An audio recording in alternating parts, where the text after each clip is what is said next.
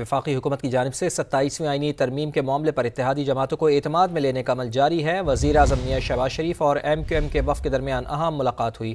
ذرائع کے مطابق وزیر اعظم نے ملاقات کے دوران ایم کیو ایم وفد کا بڑا مطالبہ مان لیا ہے۔ بلدیاتی بل کو 27ویں ترمیم میں شامل کرنے کی یقین دہانی کرا دی گئی ہے۔ مزید تفصیل جانیں گے، بیورو چیف کراچی اسلم خان ہمارے ساتھ موجود ہیں۔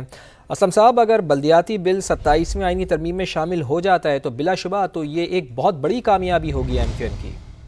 جی بالکل ایک بڑی کامیابی ہوگی ایم کیو ایم کی، چونکہ جو سندھ میں ایک بلدیاتی نظام ہے اس پر ایم کیو ایم کے بڑے تحفظات ہیں اور اسی وجہ سے اس نے انتخابات میں حصہ بھی نہیں لیا۔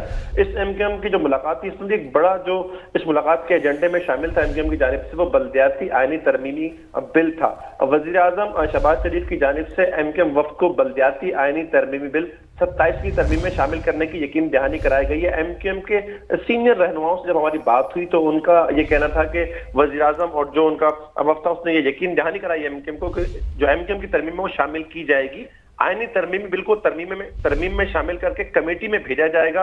ایم کیو ایم کو ملاقات میں یہ یقین دہانی کرائی گئی ہے اور وزیر اعظم کی جو ایم کیو ایم کے بلدیاتی آئینی ترمیم ہے بل کی مکمل حمایت اور سپورٹ کی یقین دہانی کرائی گئی ہے۔ اور ایم کیو ایم نے جو ترامیم پر اعتماد میں لیا گیا اور مختلف شقوں پر جو تجاویز ہے وہ بھی ایم کیو ایم وفد کی جانب سے دی گئی تھی۔ تو ایک بڑا معاملہ تھا جس کی جانب سے اگر ہم کہیں کہ ایم کیو ایم کی جانب سے دعویٰ کیا جا رہا ہے، یہ کہا جا رہا ہے کہ جو ترمیمی بل آئینی ترمیمی بل ہے اس پہ شامل کرنے کی یقین دہانی کرائی گئی ہے اور حکومتی جو وفد ہے اس حوالے سے دیگر اتحادیوں سے بھی بات کرے گا، کیونکہ 27ویں آئینی ترمیمی بل پر دیگر اتحادیوں کو بھی اعتماد میں لیے جانے کا عمل جاری ہے۔ اسی حوالے سے ایم کیو ایم کی یہ ملاقات تھی، لیکن ایم کیو ایم کے جو رہنما وہ یہ کہتے ہیں کہ جو ان کی بلدیات کے حوالے سے آئینی ترمیمی بل جو انہوں نے ڈالنا ہے وہ 27ویں ترمیم میں شامل کرنے کی حکومت نے یقین دہانی کرا دی ہے۔